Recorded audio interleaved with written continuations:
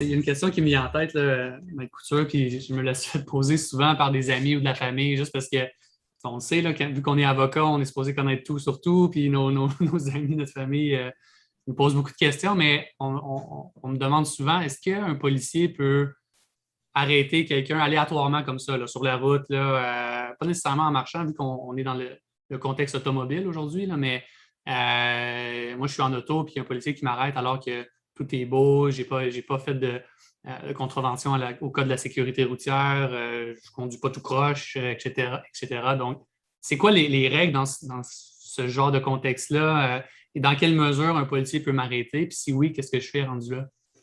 Auparavant, là, on appelait ça les interpellations au hasard. Là, tu sais, on a eu Ouais. plusieurs jurisprudences, là, vous vous souvenez de nos cours de droit. Aujourd'hui, là, depuis 2018, les policiers sont autorisés à arrêter n'importe qui, n'importe quand pour vérification de la sobriété des conducteurs. Ils n'ont pas besoin d'avoir Euh, un soupçon pour arrêter non, quelqu'un?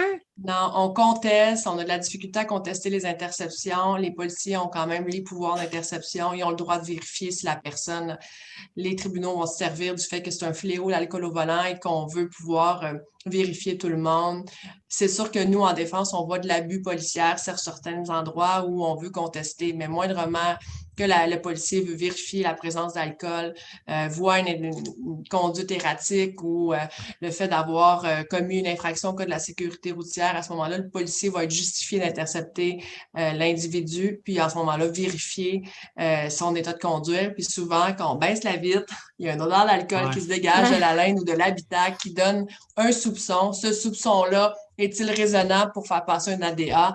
Là, ils sont en mode enquête pour vérifier, ils vont faire sortir l'individu. Si l'individu a une démarche chancelante ou s'il y a des pertes d'équilibre ou s'il y a les yeux rouges, c'est des différents symptômes qui vont s'ajouter, qui vont pouvoir faire en sorte qu'il va être accusé d'alcool au volant, là.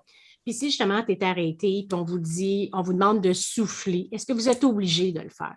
Il faut souffler parce que si on ne souffle pas, on est considéré avoir refusé de souffler. Et si on refuse, on est considéré avoir eu le double d'alcoolémie prévu, là. Ah On ouais, parle de OK. 0,08, là. À ce moment-là, on parle de plus de 160 et ça devient un facteur aggravant. Et ce facteur-là fait en sorte qu'on peut se retrouver en cas de condamnation à une machine à 3 à 5 ans dans notre véhicule, là. Une machine éthylométrique où chaque fois qu'on va partir le véhicule, on doit là, faire à plusieurs reprises pendant la conduite également, là, mais souffler dans l'antidémarreur, là, Donc, si J'avais tu fait refuses, il y a comme une présomption que tu es dans le que tu tort avais le puis double. tu as le double. Wow, OK.